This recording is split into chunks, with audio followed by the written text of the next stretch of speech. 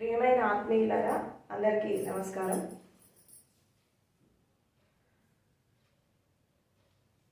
ఈ విశ్వంలో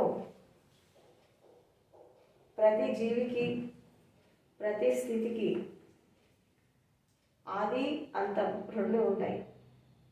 అంటే పుట్టడం, నశించడం, ఉత్పన్నమవడము, తర్వాత వినాశనానికి వెళ్ళిపోవడం, తర్వాత జన్మించడం, మరణించడం. ఈ రెండు కూడా జరుగుతూ ఉంటాయి. ఈ పుట్టడం అనేది ఎంత సహజమో మరణించడం కూడా అంతే సహజం. కాబట్టి జీవితం అనేది ఈ జనన మరణాల మధ్య జరిగేటటువంటి ఒక ఆట. అంటే జన్మకి మరణానికి మధ్య జరిగేటటువంటి ఈ సంఘటనల యొక్క సమాహారమే జీవితం. అంటే ఇక్కడ సత్యం అనేది ఇక్కడ రెండే కాదు, మధ్యలో జరిగేటటువంటి సంఘటనలన్నీ కూడా ఒక విధంగా అసత్యాలే. ఈ పుట్టుక సహజము, ఇది ఒక విధంగా ఇది సత్యము. తర్వాత మరణం అనేది సత్యము. మధ్యలో ఏది జరిగినా అది అశాశ్వతం. ఇదే జీవిత సత్యం. మధ్యలో రకరకాల సంఘటనలు జరుగుతూ ఉంటాయి, రకరకాల ఇన్సిడెంట్స్ జరుగుతూ ఉంటాయి. ఏది జరిగినప్పటికీ కూడా ప్రతిదీ మారిపోతుంది, ప్రతిదీ చేంజ్ అయిపోతుంది. తల్లి గర్భం నుంచి బయటికి వచ్చాక తుది శ్వాస వరకు, అంటే మొదటి శ్వాస నుంచి అంతిమ శ్వాస వరకు ఏదైతే లైఫ్లో జరుగుతుందో ఇవన్నీ కూడా ఒక విధంగా చెప్పాలంటే మృత్యువుకి దారితీస్తున్నాయి. జీవితం అంటే ఏం లేదు, it's a gradual process towards the death. అంటే ఒక పిల్లాడు పుట్టినప్పుడు బాల్యంలో చిన్నగా ఉన్నాడు. ఈ బాల్యం అనేది చనిపోయింది, కౌమార దశ వచ్చింది. కౌమారం అనేది వెళ్ళిపోయింది, మళ్ళీ యవ్వనం వచ్చింది. ఈ యవ్వనం అనేది వెళ్ళిపోయింది, మళ్ళీ సంసారం వచ్చింది. ఈ సంసారం అనేది వెళ్ళిపోయింది, మళ్ళీ వార్ధక్యం వచ్చింది. ఆఖరికి వార్ధక్యం కూడా పోతుంది, మళ్ళీ మరణం వస్తుంది. ఇవన్నీ కూడా స్టేజెస్. అంటే వీటిని ఏమంటారంటే ఒక విధంగా ఆశ్రమాలు అంటారు. బాల్యము, కౌమారము, యవ్వనము, తర్వాత యువత, సంసారము, తర్వాత వార్ధక్యం, ఇవన్నీ కూడా ఆశ్రమాలు. సో లైఫ్ అనేది ప్రతి క్షణక్షణం మారిపోతుంది. ఈరోజు జరిగినటువంటి సంఘటన, ఈ క్షణం జరిగినటువంటి సంఘటన ఇంకో గంట తర్వాత ఇది మరణిస్తుంది, మళ్ళీ కొత్తది జరుగుతూ ఉంటుంది. అసలు మరణం అనేది లేకుండా, డెత్ అనేది లేకుండా అసలు జీవితమే లేదు. ఇప్పుడు ఒక చెట్టు ఉంది. ఒక ఫస్ట్ స్టార్టింగ్లో ఒక చెట్టు ఏ రూపంలో ఉంటుంది? ఒక విత్తనం రూపంలో ఉంటుంది. ఆ విత్తనాన్ని తీసుకెళ్ళి భూమిలో వేశాక ఆ విత్తనం పగిలి ఆ మొలక బయటకు వస్తుంది. అంటే విత్తనం అనేది అక్కడ చచ్చిపోయింది, మళ్ళీ మొలకలాగా రూపాంతరం చెందింది. ఈ మొలక కూడా రూపాంతరం చెంది ఒక చిన్న మొక్క అవుతుంది. ఈ మొక్క కూడా రూపాంతరం చెంది ఒక చిన్న చెట్టు అవుతుంది. ఈ చెట్టు రూపాంతరం చెంది ఒక వృక్షం అవుతుంది. ఈ వృక్షం రూపాంతరం చెంది ఒక మహావృక్షం అవుతుంది. అంటే ఒక చెట్టు యొక్క ఎదుగుదలలో ఎన్ని రకాల స్టేజెస్ మనం చూస్తున్నాం. అంటే విత్తనము, ఒక మొలక, తర్వాత మొక్క, ఆ తర్వాత చెట్టు, తర్వాత వృక్షము, దాని తర్వాత మహావృక్షం. ఈ రకరకాల స్టేజెస్ చూసినప్పుడు ఒక స్టేట్ నుంచి ఇంకో స్టేట్కి రూపాంతరం చెందినప్పుడు ఈ స్టేట్ వెళ్ళిపోతుంది. ఈ స్టేట్ మళ్ళీ డార్క్నెస్లోకి వెళ్ళిపోతుంది. అంటే విత్తనము, నేను ఎప్పటికీ విత్తనం లాగానే ఉంటాను, నేను చచ్చిపోను, నేను ఇలాగే ఉంటా అని అనుకుంటే ఆ విత్తనం మహావృక్షం అవుతుందా? కాదు. ఎందుకంటే ప్రతి స్థితిలో కూడా ఒక రూపాంతరం అనేది జరగాలి. అంటే ఒక విధంగా చెప్పాలంటే మరణం అనేది ఒక రూపాంతరం, ఒక మార్పు. మార్పు దేనికి? మళ్ళీ ఒక కొత్త జీవితానికి, మళ్ళీ ఒక నూతన ఒరవడికి ఒక మార్పు. తర్వాత జీవితాన్ని జీవిస్తున్నటువంటి క్రమంలో మనము జీవితాన్ని అర్థం చేసుకొని ప్రతి క్షణం వర్తమానంలో మనం జీవించినప్పుడు అప్పుడు మనకి జీవితం అంటే అర్థమవుతుంది, తర్వాత మరణం అంటే అర్థమవుతుంది. ఇక్కడ మనము ఒక చిన్న బోధి కథ తెలుసుకుందాం. ఇప్పుడు ఒక వ్యక్తి జీవితంలో జన్మ ఉంటుంది, మరణం ఉంటుంది. కానీ కొంతమంది జీవితంలో ఈ మహామృత్యువు కూడా ఉంటుంది. మహామృత్యువు స్టేట్లోకి ఎవరైతే వెళ్తారో వాళ్ళు ఈ జనన మరణ చక్రం నుంచి బయటకు వచ్చేస్తారు, ఈ సంసార చక్రం నుంచి బయటకు వచ్చేస్తారు. అది ఒక విధమైనటువంటి ఒక స్థితి. అది సాధారణమైనటువంటి మనుషులు జీవితాన్ని శాశ్వతం అనుకొని జీవిస్తూ ఉంటారు. రకరకాల ఊహలు, రకరకాల కల్పనలు, రకరకాల పనులు, అండ్ తర్వాత రకరకాలైనటువంటి ప్రణాళికలు, అండ్ భవిష్యత్తు గురించి ఎన్నో రకాల కల్పనలు, తర్వాత గతం గురించి ఎన్నో రకాల ద్వేషాలు, ఎన్నో రకాల స్థితులు, ఇవన్నీ గతం భవిష్యత్తు చూస్తూ చూస్తూ చూస్తూ జీవితాన్ని గడుపుతూ ఉంటారు.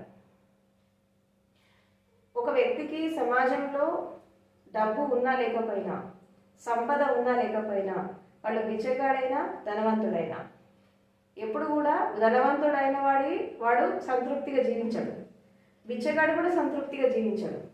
ఎందుకంటే ధనవంతుడైన వాడు ఇంకా ఎక్కువ ధనం సంపాదించాలి, ఇంకా ఎక్కువ మేడలు కట్టాలి అని చెప్పి వాళ్ళు ఊహలో తేలుతూ ఉంటారు. తర్వాత ఈ బిచ్చగాడు ఏం చేస్తాడు, నేను ఎప్పుడు ఈ దరిద్రం నుంచి బయటకు వస్తాను, నేను ఎప్పుడు ఒక మంచి స్థితికి వస్తాను అని చెప్పి వీళ్ళు కూడా ఊహలో తేలుతూ ఉంటారు. అంటే బిచ్చగాడు తను ఉన్న పొజిషన్ని అంగీకరించలేక, తను ఉన్న స్థితిని యథాతథంగా చూడలేక, తన జీవిత సత్యాన్ని తను యాక్సెప్ట్ చేయలేక వీళ్ళు ఊహల్లో జీవిస్తారు. తర్వాత ధనవంతులు కూడా ఊహల్లో జీవిస్తారు. ఎందుకంటే ఎవరు ఏ స్టేజ్లో ఉన్నారో అక్కడ సాటిస్ఫాక్షన్ అనేది లేదు, అక్కడ సంతృప్తి అనేది లేదు. అంటే ఆశ ఉండడం మనిషికి మంచిదే, కానీ అత్యాశ పనికిరాదు. కోరిక అనేది కూడా అవసరమే, కానీ అతిగా కోరికలు ఉండదు. కాబట్టి ఇక్కడ ఏమవుతుందంటే ప్రతి క్షణక్షణం ఇది కావాలి అది కావాలి అనుకుంటూ ఒక జీవితాన్వేషణ చేస్తున్నటువంటి క్రమంలో మనము రకరకాల స్థితులను చూస్తూ ఉన్నాం. ఈ రకరకాల స్థితులు చూస్తున్నప్పుడు ఏమవుతుందంటే లైఫ్ అనేది ప్రతి క్షణక్షణం చేంజ్ అయిపోతూ ఉంటుంది. కాబట్టి ఒక చిన్న సంఘటన జీవితంలో ఒక వ్యక్తిని జాగృతంలోకి తీసుకొస్తే అదే సంఘటన ఒక వ్యక్తిని దుఃఖంలో తీసుకెళ్తుంది. సంఘటన ఒకటే, కానీ ఒకళ్ళేమో దాని నుంచి గుణపాఠం నేర్చుకుంటారు, ఇంకోళ్ళేమో ఆ సంఘటన చూసి భయపడి బాధపడి ఒక మనోవేదనకి గురైపోయి ఒక స్ట్రెస్కి లోనై ఆ డిప్రెషన్లోకి వెళ్ళిపోయి జీవితం మీద విరక్తితో వెళ్ళిపోతారు. అంటే రెండు సంఘటనలు ఏకకాలంలో జరుగుతాయి, కానీ ఇంకొక వ్యక్తి ఎలా తీసుకుంటాడు, ఇంకొక వ్యక్తి ఎలా తీసుకుంటాడు. అంటే చూసేటటువంటి దృష్టిని బట్టి ఆ సంఘటన అనేది మనకు కనబడుతూ ఉంటుంది. సో కాబట్టి ఇక్కడ జీవితంలో అనేక రకాల సంఘటనలు జరుగుతూ ఉంటాయి. మనం దాన్ని ఎలా చూస్తున్నాము, ఎలా యాక్సెప్ట్ చేస్తున్నాము, మనం దాని నుంచి ఎలాంటి గుణపాఠం నేర్చుకున్నాము, ఎలాంటి లెసన్ నేర్చుకున్నాము అనేది చాలా ఇంపార్టెంట్. ఎందుకంటే జీవితం అనేది ఒక పెద్ద గురువు. భౌతిక గురువుల పక్క పెడితే జీవితమే పెద్ద గురువు, ఎవరి జీవితం వాళ్ళ గురువు. అది ప్రతి క్షణక్షణం ఏదో ఒకటి నేర్పిస్తూ ఉంటుంది. నీకు నేర్చుకునేటటువంటి కళ ఉంటాయి, ఒక్కొక్కసారి ఒక గుణపాఠం నేర్పిస్తూ ఉంటుంది. నీకు అర్థం చేసుకునేటటువంటి కళ ఉంటే ప్రతిదీ అర్థమైపోతూ ఉంటుంది. ఎన్నో సంఘటనలు చూసి నేర్చుకోవచ్చు, జీవితాన్ని చూసి నేర్చుకోవచ్చు, ప్రకృతిని చూసి నేర్చుకోవచ్చు, తర్వాత విశ్వాన్ని చూసి నేర్చుకోవచ్చు, తర్వాత జన్మని చూసి నేర్చుకోవచ్చు, మరణాన్ని కూడా చూసి నేర్చుకోవచ్చు. జీవితాన్ని చూసి జాగృతమైంది ఎవరు అంటే దత్తాత్రేయ స్వామి. మరణాన్ని చూసి జాగృతమయ్యాడు బుద్ధుడు. తర్వాత ఈ విశ్వాన్ని చూసి జాగృతమయ్యారు ఎవరు, పరమశివుడు. తర్వాత ఈ ప్రకృతిని చూసి జాగృతమై దానిలో సత్యాన్ని అర్థం చేసుకొని ముందుకెళ్ళింది సద్గురు ఓషో. అంటే జీవితం అనేది వాడికి గురువు అయిపోయింది, లైఫ్ అనేది ఒక గురువు అయిపోయింది. భౌతిక గురువు దగ్గరికి వెళ్ళక ముందు వాళ్ళ జీవితమే వాళ్ళకు ఒక గురువులాగా వాళ్ళ గైడెన్స్ ఇచ్చింది. ఎందుకు ఇచ్చింది అంటే అందరికి ఎందుకు ఇవ్వట్లా, లైఫ్ ఒక గురువులాగా ఎందుకు మారట్లేదు అందరికీ అంటే వాళ్ళు వాళ్ళ జీవితం నుంచి ఒక్కొక్క సంఘటన నుంచి ఒక గుణపాఠం నేర్చుకొని ఒక విషయాన్ని అర్థం చేసుకున్నారు కాబట్టి వాళ్ళకి అది జ్ఞానానికి తొలిమెట్ట ఉంది. అందరూ అలా ఆలోచించరు లైఫ్ గురించి.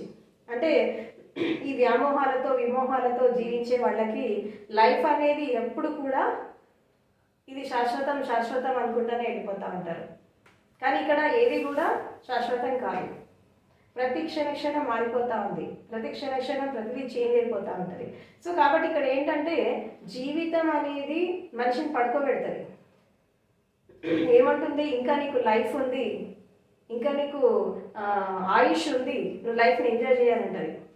కానీ సడన్గా మరణం వచ్చి ఏం చేస్తుంది, లైఫ్ అశాశ్వతం అని చెప్పి తీసుకెళ్ళిపోతుంది. అంటే మరణం అనేది ఒక వ్యక్తిని జాగృతం చేస్తుంది, జీవితం అనేది పడుకోబెడుతుంది. కాబట్టి అందరూ మరణాన్ని చూసి జాగృతమైన వాళ్ళు చాలామంది ఉన్నారు, డెత్ని చూసి ఎవేకన్ అయిన వాళ్ళు జీవితంలో చాలామంది ఉన్నారు. ఈ జీవితాన్ని చూసి, ప్రకృతిని చూసి, విశ్వాన్ని చూసి, మరణాన్ని చూసి ఎవరైతే జాగృతం కారో అంతిమంగా వాళ్ళకి గురువు ద్వారా జాగృతం కావాలి. ఈ గురువు ద్వారా కూడా ఎవరైతే జాగృతం కారో ఇంకా వాళ్ళ లైఫ్ వేస్ట్, వాళ్ళని ఎవ్వరూ మార్చలేరు. ఎందుకంటే వాళ్ళ లైఫ్ అక్కడ ఎండ్ అయిపోతుంది. భౌతికంగా గురువు దొరికాక కూడా అక్కడ తను మారలేకపోతే లైఫ్ వేస్ట్. అసలు ఏ గురువు అవసరం లేకుండా లైఫ్ని, మరణాన్ని, ప్రకృతిని, విశ్వాన్ని, జీవితంలో ఎదుర్కొనే పరిస్థితులని వీటన్నిటినీ చూసి మారడం అనేది సహజంగా జరగాలి. అది జరగకపోతే లాస్ట్ స్టేజ్ గురువు. ఆ గురువు ద్వారా కూడా మార్పు రాకపోతే ఇంకా ఏది మార్చలేదు ప్రపంచంలో, ఇంకా వాళ్ళ జీవితం అంతే. లైఫ్ అనేది అలా వెళ్ళిపోతూ ఉంటుంది. కాబట్టి జీవితంలో జరిగే ప్రతి సంఘటన మన లోపల ఒక మార్పుని తీసుకురావాలి, ఒక పరివర్తనని తీసుకురావాలి, ఒక ట్రాన్స్ఫర్మేషన్ని తీసుకురావాలి. ఈ ట్రాన్స్ఫర్మేషన్ అనేది మన లోపల ఎంతెంత జరుగుతుంటే మనం సత్యానికి అంత దగ్గర అవుతాం, మనం ట్రూత్కి అంత దగ్గర అవుతాం. ఇప్పుడు ఇక్కడ స్వప్నానికి, తర్వాత సత్యానికి, తర్వాత అతీతమైనటువంటి స్థితికి ఉన్నటువంటి తేడా ఏంటి? ఈ అతీతమైనటువంటి స్థితి అనేది ఎట్లా ఉంటుందంటే మనిషిని జ్ఞాపకాల్లో పంపించేస్తూ ఉంటుంది. సత్యం అనేది నిన్ను వర్తమానంలోకి తీసుకొస్తుంది, స్వప్నం అనేది నిన్ను భవిష్యత్తులోకి తీసుకెళ్తుంది. అంటే ఎక్కడైతే ఊహలు, కల్పనలు ఇవన్నీ ఉంటాయో అది ఒక స్వప్నం లాంటిది.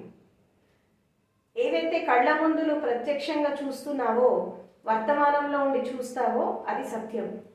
తర్వాత అతీతమైనటువంటి స్థితికి వెళ్ళేసి ఈ జ్ఞాపకాల్లో ఈ రకరకాల స్థితిలో మునిగిపోవడం అనేది ఇది అతీతమైనటువంటి స్థితి. ఈ రెండు దశలు ఒక మనిషి జీవితంలో పర్ఫెక్ట్గా ఉంటాయి. ఏంటి? ఒకటి స్వప్నము, రెండవది అతీతము. కానీ సత్యం అనేది ఉండదు జీవితంలో. ఎందుకు ఉండదంటే వీళ్ళు వర్తమానంలో జీవించారు కాబట్టి. వర్తమానంలో జీవించే వాళ్ళకి సత్యం అనేది అర్థమవుతుంది. గతం భవిష్యత్తులో బతికే వాళ్ళు స్వప్నాల్లో, ఊహల్లో, కల్పనల్లో, అతీతంలో జీవిస్తారు. సో ఈ అతీతంలో, ఊహల్లో జీవించే వాళ్ళకి ఎట్టి పరిస్థితులలో జీవిత సత్యం అనేది అర్థం కాదు. తర్వాత లైఫ్లో మనం ఒక స్టేట్లోకి వెళ్తుంటే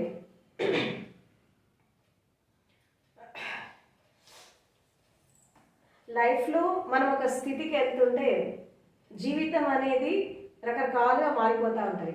ఈ మారుతున్నటువంటి దశలో మనము ఎలా దాన్ని అందుకుంటాము, ఎలా మనం ఒక సత్యాన్ని తెలుసుకుంటాము, ఎలా మనం ఒక జాగృతిలోకి రావాలి అని ప్రతి క్షణం మనం ఆలోచించాలి. మనిషికి నేర్చుకునేటటువంటి కళ ఉంటే ప్రతిదీ నేర్పిస్తూ ఉంటుంది జీవితంలో. కాబట్టి ఇక్కడ మనం ఒక చిన్న కథ ద్వారా మనం ఒక విషయాన్ని అర్థం చేసుకుందాం. అంటే మరణం అనేది ఎలా ఉంటుందని చెప్పి. గౌతమ బుద్ధుడి జీవితంలో ఒక సంఘటన జరుగుతుంది. ఏంటి అంటే ఆయన శ్రావస్తి నగరంలో ఆయన విహారంలో ఉన్నప్పుడు అక్కడ ఒక చిన్న నదీ తీరం ఉంటుందన్నమాట. ఆ నదీ తీరంలో ఒక యువకుడు, అంటే దాదాపు మంచి యుక్త వయసులో ఉన్నటువంటి యువకుడు, పెద్ద ధనవంతుడు అనమాట. అతనికి ఆ రోజుల్లో దాదాపు కొన్ని లక్షల రూపాయల ప్రాపర్టీస్, తర్వాత ఎన్నో రకాల ఆభరణాలు, రకరకాల స్థితులలో బాగా హైయెస్ట్ రేంజ్లో ఉంటాడనమాట. అతనికి వివాహం కాలేదు ఇంకా. అయితే ఒకసారి ఆ నది ఒడ్డున తన రథాన్ని ఆపుకొని ఆ నది ఒడ్డున కూర్చొని తిరుగుతూ ఉంటాడు, అటు ఇటు నదిని చూసుకుంటా. అలా అతను తిరుగుతున్నప్పుడు అతని మనసు ఎలా పనిచేస్తుంది, అతని ఊహలు ఎలా పనిచేస్తున్నాయి.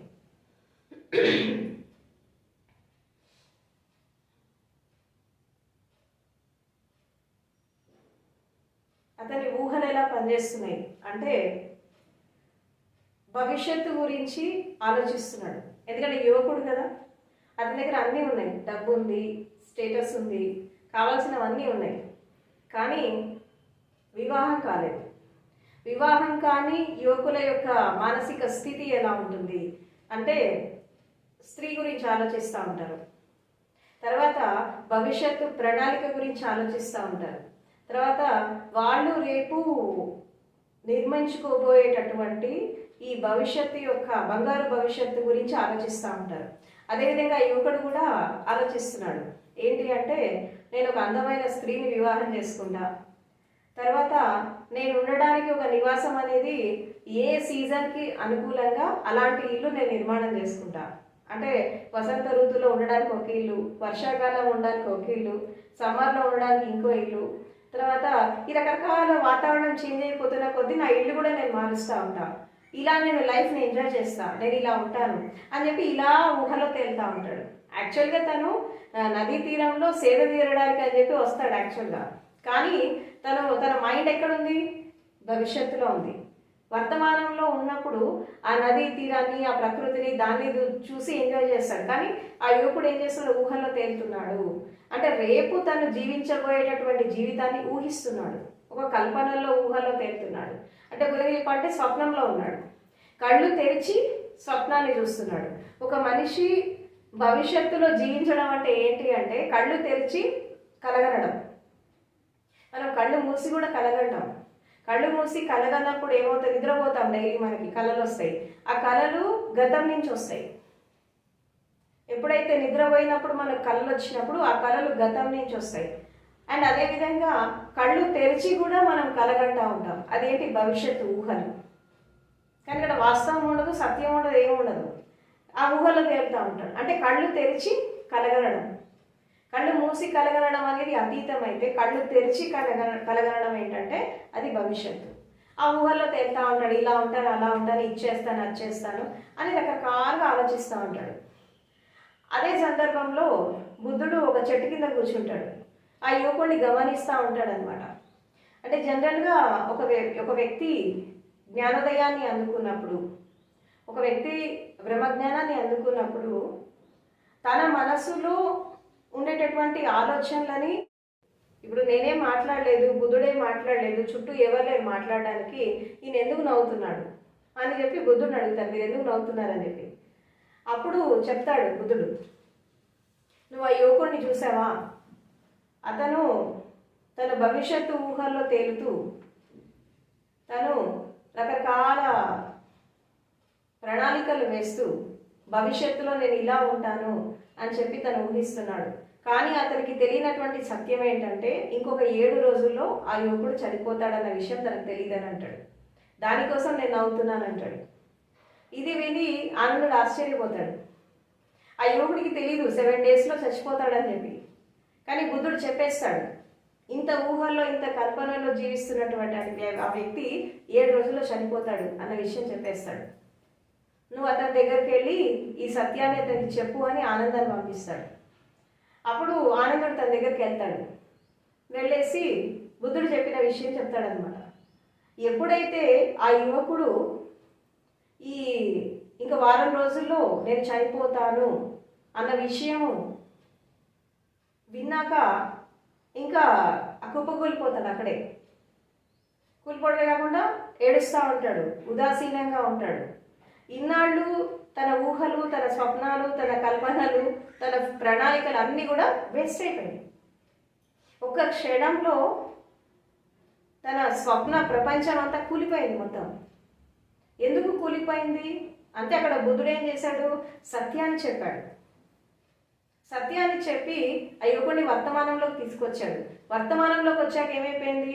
నేను 7 రోజుల్లో చనిపోతాను అన్న విషయము ఆ యువకుడికి అర్థమయ్యాక బాధపడతా ఉంటాడు. అప్పుడు ఆనందుడు ఏమంటాడంటే, ఏడ్చి లాభమేం లేదు, దుఃఖపడి లాభమేం లేదు, నువ్వు ఇంకా సంతోషపడు, నీకు మరణం గురించి ముందే తెలిసింది. అందరికీ చచ్చిపోయే చివరి క్షణం వరకు కూడా ఇంకా నేను బ్రతుకుతా అని అనుకుంటారు, కానీ నేను చనిపోతానని చెప్పి ఎవరు అర్థం చేసుకోరు. నువ్వు చాలా అదృష్టవంతుడివి, యంగ్ ఏజ్లో నీకు తెలిసింది మరణం గురించి, నువ్వు రా అని చెప్పి ఆ యువకుడిని బుద్ధుడి దగ్గర తీసుకొస్తాడు. తీసుకొచ్చాక అక్కడ బుద్ధుడు ఏం చెప్తాడంటే, చూడు, ఒక వ్యక్తి జీవితంలో మరణం అనేది ఏదో ఒక టైంలో వస్తూ ఉంటుంది. అది 7 రోజుల్లో వచ్చినా 7 సంవత్సరాల్లో వచ్చినా 70 సంవత్సరాల తర్వాత వచ్చినా పెద్దగా తేడా ఏముంది అని అడుగుతాడు. 7 రోజుల తర్వాత వచ్చినా పోవాల్సిందే, 7 సంవత్సరాల తర్వాత వచ్చినా వెళ్ళిపోవాల్సిందే, 70 సంవత్సరాల తర్వాత వచ్చినా వెళ్ళిపోవాల్సిందే. ఎందుకంటే మరణం అనేది సత్యం. ఇప్పుడు ఈ డెత్ గురించి తెలుసుకున్నాక ఆ వ్యక్తి మొత్తం చేంజ్ అయిపోతాడు.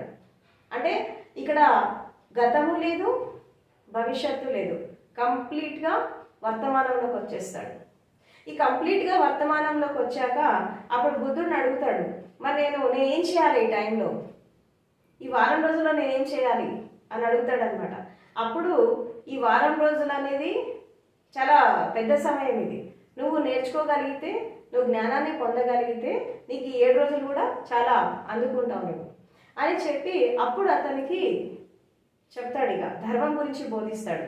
ఈ ధర్మం గురించి బోధించాక ఆ యువకుడు అన్నీ వదిలేస్తాడు, ఇంకా డబ్బు, స్టేటస్ అన్నీ. ఎందుకంటే మరణం ఏదైతే మన దగ్గర నుంచి లాక్కుంటుందో అది మనం ముందే మరణం గురించి తెలిసాక అది మనం వదిలేయాలనిపిస్తుంది. ఇంకా జీవితం మీద పెద్దగా ఇంట్రెస్ట్ ఏమి ఉండదు, బ్రతకాలి అనేటటువంటి ఆశ ఉండదు. ఎందుకంటే జనరల్గా ఇప్పుడు మనం కూడా మన రొటీన్ లైఫ్లో కూడా నిజంగా మనకి తెలిసిందనుకోండి, రేపు మనం చచ్చిపోతామనే విషయము మనం ఎలా జీవిస్తాం ఈ ఒక్కరోజు. నిజంగా మన డెత్ డేట్ ఎవరో చెప్పారు వచ్చి, నువ్వు పలానా రోజు ఈ రోజు చచ్చిపోతావు అన్న విషయం ఎవరో చెప్పారనుకోండి, మీరు ఎలా జీవిస్తారు జీవితాన్ని? దుఃఖంలో జీవిస్తారా, బాధలో జీవిస్తారా, ఏడ్చుకుంటా జీవిస్తారా, ఏం చేస్తారు? అజ్ఞానులైతే దుఃఖపడుతూ బాధపడుతూ మరణం కోసం ఆలోచించి భయపడి చచ్చిపోతారు. కానీ కొంచెం తెలియగలవాడు, కొంచెం బుద్ధితో ఆలోచించేవాడు ఏం చేస్తాడంటే ఈ 7 రోజులు నేను ఎలా సంతోషంగా గడపాలి అని చెప్పి ఆలోచిస్తాడు. ఈ ఒక్క పూట నేను ఎలా సంతోషంగా గడుపుతాను అని చెప్పి ఆలోచిస్తాడు. కాబట్టి ఆ యువకుడు కూడా ఏం చేస్తాడంటే కొంచెం సేపు ఇమోషన్ అయ్యి బాధపడ్డ మాట మాత్రం వాస్తవం. ఎందుకంటే ఒకసారి ఒక షాకింగ్ న్యూస్ అతనికి తెలిసింది, కాబట్టి ఒక జర్క్ అనేది వచ్చాక దుఃఖపడడం అనేది వాస్తవం. కానీ ఇమీడియట్గా తేరుకున్నాడు. ఆ బుద్ధుడి సంపర్కంలోకి వచ్చాక తను ఒక సాధనలోకి వెళ్ళిపోయాడు. సాధనలోకి వెళ్ళిపోయాక 7 రోజుల్లో ఈ యొక్క నిర్వాణాన్ని ఎలా అందుకోవాలి అనేటటువంటి ఆ సూత్రం అనేది ఆ యువకుడికి ఇచ్చాడు బుద్ధుడు. 7 డేస్లో ఎట్లా మనము ఆ నిర్వాణ పదంలోకి వెళ్ళాలి అని చెప్పి ఆ టెక్నిక్ తనకిచ్చి, ఆ సూత్రాలు తనకిచ్చి తనని గైడ్ చేయడం జరిగింది. ఆ యువకుడు ఈ 7 రోజుల్లోపే తను జ్ఞానోదయాన్ని అందుకున్నాడు. అట్లా తను నిర్వాణాన్ని పొంది ఇమీడియట్గా మహాపరినిర్వాణాన్ని పొందాడు. అంటే తను జ్ఞానాన్ని అందుకోవడం, మరణించడం 2 ఈ 7 రోజుల్లోనే జరిగింది. అంటే ఇక్కడ ఒక విషయం మనకు అర్థం కావాలి, ఏంటి అంటే నిజంగా ఒక మనిషికి నేర్చుకునేటటువంటి కళ ఉంటే మరణం సంభవించే గంట ముందు కూడా మనము ఒక జ్ఞాన దృష్టితో జీవితాన్ని ముగించవచ్చు. నేర్చుకునే కళ అనేది లేకపోతే మనకి 70 సంవత్సరాలు బ్రతికినా, 100 సంవత్సరాలు బ్రతికినా, 200 సంవత్సరాలు బ్రతికినా ఏమీ నేర్చుకోరు. ఎందుకంటే ఇక్కడ జీవితం అనేది శాశ్వతం అని మనం ఎప్పుడైతే అనుకుంటామో అప్పుడు మనము ఈ మరణం గురించి ఆలోచించాము. కానీ ఒక సత్యం అర్థం చేసుకోవాలి, ఏంటి అంటే మరణం అనేది ఒక అద్భుతమైనటువంటి సంఘటన, అది ఒక దుఃఖకరమైన సంఘటన కాదు. ఎందుకంటే మరణంతోనే ఒక మార్పు వస్తుంది, మరణంతోనే ఒక రూపాంతరం వస్తుంది, మరణంతోనే ఒక కొత్త లైఫ్ వస్తుంది. కాబట్టి మనము ప్రతి క్షణక్షణం ఒక వ్యక్తి చస్తూ బతుకుతున్నాడు. మరణం అనేది ఏకకాలంలో ఒకేసారి వచ్చి తీసుకెళ్ళిపోయేది కాదు, గ్రాడ్యువల్గా వస్తుంది. మీరు గమనించండి, క్షణక్షణం మనిషి ఒక మృత్యు వైపు పరిగెడుతున్నాడు. ఒక ఒక రోజు పుట్టిన పిల్లాడు ఒక రోజు గడిచిందంటే ఒక రోజు మృత్యువుకి దగ్గరైనట్టే. 30 ఏళ్ల వాళ్ళు 30 సంవత్సరాలు గడిచిందంటే వాళ్ళు మరణానికి దగ్గరైనట్టే. తర్వాత 60 ఏళ్ల వాళ్ళు 60 ఏళ్ళు వచ్చినాయంటే మరణానికి దగ్గరైతున్నట్టే. ఇక్కడ ఎక్కడ ఆగుతోంది జీవితం అనేది? ఎక్కడ ఆగుతోంది? పరిగెడుతున్నారు డెత్ వైపు. కాబట్టి జీవితం అంటే ఏం లేదు, ఇట్స్ ఎ స్లో ప్రాసెస్.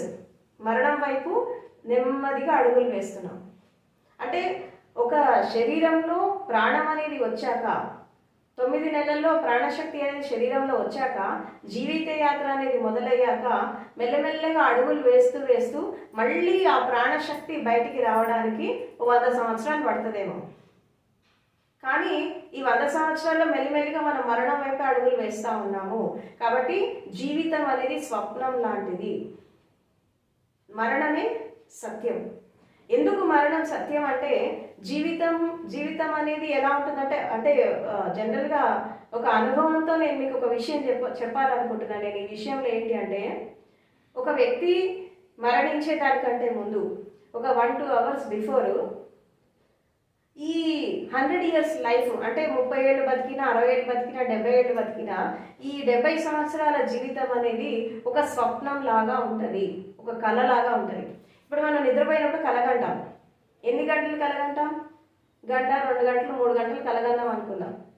ఆ స్వప్నంలో అనేది మనకు ఒక కళలాగా చూసినప్పుడు మళ్ళీ మెళకువ రాగానే అది వెళ్ళిపోయింది, ఆ స్వప్నం వెళ్ళిపోయింది. నిద్రపోయినప్పుడు మాత్రమే స్వప్నం వస్తుంది, మెళకువ రాగానే ఆ కళ వెళ్ళిపోతుంది. అదేవిధంగా జీవితం అనేది కూడా ఒక కళ లాంటిదే. ఈ 70 సంవత్సరాల జీవితం లేదా ఆ వ్యక్తి ఎంతకాలం బతుకుతాడో అన్ని సంవత్సరాల జీవితం అనేది మరణం వచ్చే ముందు ఒక 2 గంటల ముందు ఒక సినిమా లాగా ఒక రీల్ లాగా తిరుగుతుంది కళ్ళ ముందు.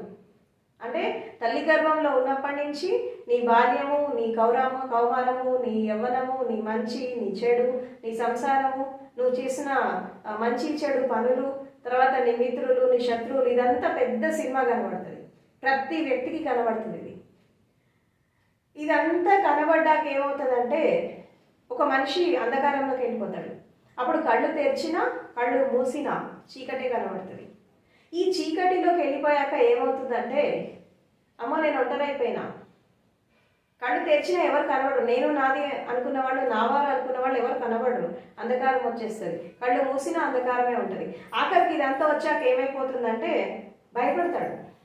ఎందుకంటే ఇన్నాళ్ళు వాళ్ళు ఉన్నారు, వీళ్ళు ఉన్నారు, ఇది ఉంది అది ఉంది అని చెప్పి ఒక సెక్యూరిటీగా లైఫ్ లీడ్ చేస్తున్నటువంటి ఒక వ్యక్తి ఆ మరణం అనేది దగ్గరకు వచ్చాక ఏమవుతుందంటే అన్నీ వెళ్ళిపోతాయి, స్వప్నాలన్నీ కూలిపోతాయి, ఊహలన్నీ కూలిపోతాయి, కల్పనలన్నీ కూలిపోతాయి. ఇది ఒక జీవితం అంతా ఒక పెద్ద కళలాగా అనిపిస్తుంది. ఆ కళ నుంచి మేల్కొన్నప్పుడు మరణం కనిపిస్తుంది, డెత్ కనబడుతుంది. ఆ డెత్ వచ్చినప్పుడు అమ్మో నేను చచ్చిపోతా, నేను ఒంటరైపోయినాను, అమ్మో నేను చచ్చిపోతున్నా అనేటటువంటి ఆ భావనతో మూర్ఛలోకి వెళ్ళిపోతారు. ఆ మూర్ఛలోకి వెళ్ళినప్పుడు చనిపోతారు. ఇది ప్రతి వ్యక్తి జీవితంలో ఇది జరుగుతుంది. ఇది సత్యం. ఇది ఎవరైతే జీవించి ఉండగా మరణించేటటువంటి కళ నేర్చుకుంటారో, మృత్యోర్మ అమృతంగమయ అనేటటువంటి స్థితిలో ఎవరైతే వెళ్తారో, బ్రతికుండగా మరణాన్ని ఆహ్వానించడం. ఇప్పుడు సన్యాసి యొక్క లక్షణం ఏంటి? ఒక సన్యాసి యొక్క లక్షణం ఏంటి అంటే, తను జీవించి ఉండగా మరణించేటటువంటి కళ నేర్చుకున్నవాడే సన్యాసి. ఒక సంసారి ఏం చేస్తాడు? జీవితమే శాశ్వతం అనుకొని జీవిస్తాడు. ఒక సన్యాసి యొక్క లక్షణం ఏంటంటే, బ్రతికుండగా ఇష్టపూర్వకంగా, తర్వాత తన ఇష్టాశక్తితో ఇచ్ఛాశక్తితో తన సత్యాన్ని జాగృతం చేసుకొని, తన లోపల ఉండేటటువంటి శక్తిని జాగృతం చేసుకొని స్వేచ్ఛగా, స్వతంత్రంగా, తర్వాత ఇష్టపూర్వకంగా ఎవరైతే మరణంలోకి ప్రవేశిస్తారో వాళ్ళే సన్యాసులు, వాళ్ళే జ్ఞానులు. ఇక్కడ ఒక మనిషి ఆధ్యాత్మిక ప్రయాణం చేయాలి అంటే తప్పకుండా జీవించే కళనే కాదు, మరణించే కళ కూడా నేర్చుకోవాలి. Art of dyeing. వాస్తవానికి ధ్యానము, యోగము, భక్తి, ఈ ఆధ్యాత్మిక సాధనలు, ఈ కర్మకాండలు, ఈ పూజలు, ఇవన్నీ ఎందుకు చేస్తున్నాడు మనిషి? అసలు నిజంగా ఈ మరణం అనేది లేకపోతే, జీవితం ఒక్కటే ఉండి మరణం లేకపోతే, అసలు మనిషి ఎప్పుడైనా ధర్మ సాధన చేస్తాడా? దేవాలయానికి వెళ్తాడా? భగవంతుడిని తలుచుకుంటాడా? ఏమి ఉండవు. ఎందుకంటే మరణం అనేది లేకపోతే నేనే గ్రేట్ అనుకుంటాడు కదా, నేను శాశ్వతం అనుకుంటాడు, నేనే గ్రేట్ అనుకుంటాడు, నేనే భగవంతుడిని అనుకుంటాడు, నేనే విశ్వమానవుని అనుకుంటాడు. మరణం అనేది ఉంది కాబట్టే భగవంతుడు ఉన్నాడు. మరణం అనేది ఉంది కాబట్టే జీవితానికి విలువ వచ్చింది.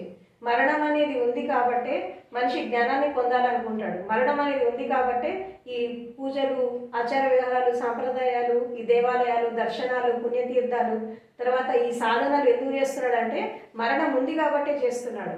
మరణం అనేది లేకపోతే మనిషి ఇవన్నీ చేసేవాడు కాదు. కాబట్టి మరణం అనేది శాపం కాదు, ఒక వరం. మరణం అనేది ఒక రూపాంతరం. మరణం అనేది ఒక మార్పు, కొత్త జీవితంలోకి, కొత్త స్థితిలోకి. ఇప్పుడు తల్లి గర్భం నుంచి ఒక వ్యక్తి బయటికి వచ్చాక సాంసారిక జన్మని లీడ్ చేస్తాడు. ఎప్పుడైతే ఒక గురువు దగ్గరకు వచ్చాక ఈ సాంసారిక జన్మ చచ్చిపోతుంది. వాళ్ళ జ్ఞానంతో ఇంకో జన్మ తీసుకుంటాడు. ఇది సెకండ్ బర్త్, ఇది ఒక రెండో జన్మ. అంటే సాంసారిక జీవితం విషయంలో తను చచ్చిపోయాడు, మళ్ళీ ఒక సాధకుడిలాగా ఒక జన్మ తీసుకుంటాడు. ఎప్పుడైతే ఈ సాధకుడిలాగా జీవితాన్ని జీవిస్తూ ఇంకొంచెం ముందుకెళ్ళినప్పుడు ఈ సాధకుడు అనేవాడు చచ్చిపోతాడు, మళ్ళీ జ్ఞానిలాగా జన్మ తీసుకుంటాడు. ఈ మళ్ళీ జ్ఞానిలాగా జన్మ తీసుకున్నాక ఇంకొంచెం ముందుకు వెళ్తూ ఉంటే మళ్ళీ తన లోపల దైవికమైన శక్తిని జాగృతం చేసుకొని మళ్ళీ తను ఒక భగవతత్వం లాగా నిలబడతాడు. ఇక్కడ ప్రతి క్షణము ఒక స్థితి చచ్చిపోతేనే ఇంకో స్థితి వస్తుంది. పాత నీరు పోతే కొత్త నీరు వస్తుంది, ఒక ఆలోచన పోతే ఇంకో ఆలోచన వస్తుంది.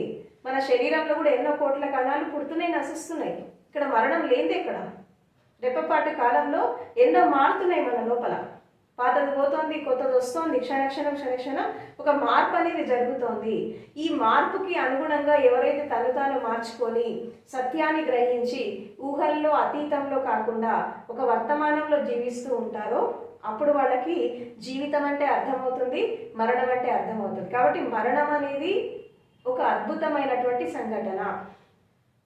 కానీ అది ఎప్పుడు అద్భుతమైన సంఘటన అంటే మనం జీవితాంతము ఈ ప్రాపంచిక వ్యామోహంలో జీవించి ప్రకృతి సిద్ధంగా మరణం వచ్చినప్పుడు అందరికీ దుఃఖకరమైన సంఘటనే.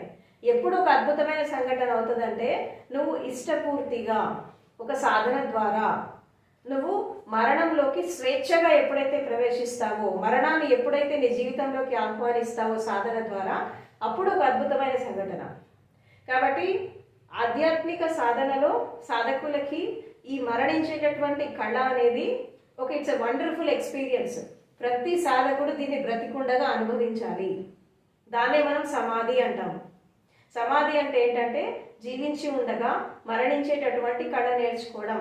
మరణం అంటే ఏంటి, వస్తే ఎలా వస్తుంది, ఆ టైంలో శరీరం ఎట్లా ఉంటుంది, ఆ టైంలో నా స్థితి ఎట్లా ఉంటుంది, అసలు నా అస్తిత్వం ఏంటి, ఉండేది ఏంటి, పోయేది ఏంటి, దీన్ని అనుభవపూర్వకంగా తెలుసుకోవడమే. ఎప్పుడైతే ఒక మనిషి సమాధి అనుభవాన్ని తీసుకున్నప్పుడు అప్పుడు నిర్వాణ స్థితికి వెళ్తాడు, నిర్వాణం నుంచి మహాపరినిర్వాణానికి వెళ్తాడు. కాబట్టి మరణం అనేది ఒక మంచి సంఘటన. ఇట్స్ అ వండర్ఫుల్ ఎక్స్పీరియన్స్, ఒక గుడ్ ఎక్స్పీరియన్స్.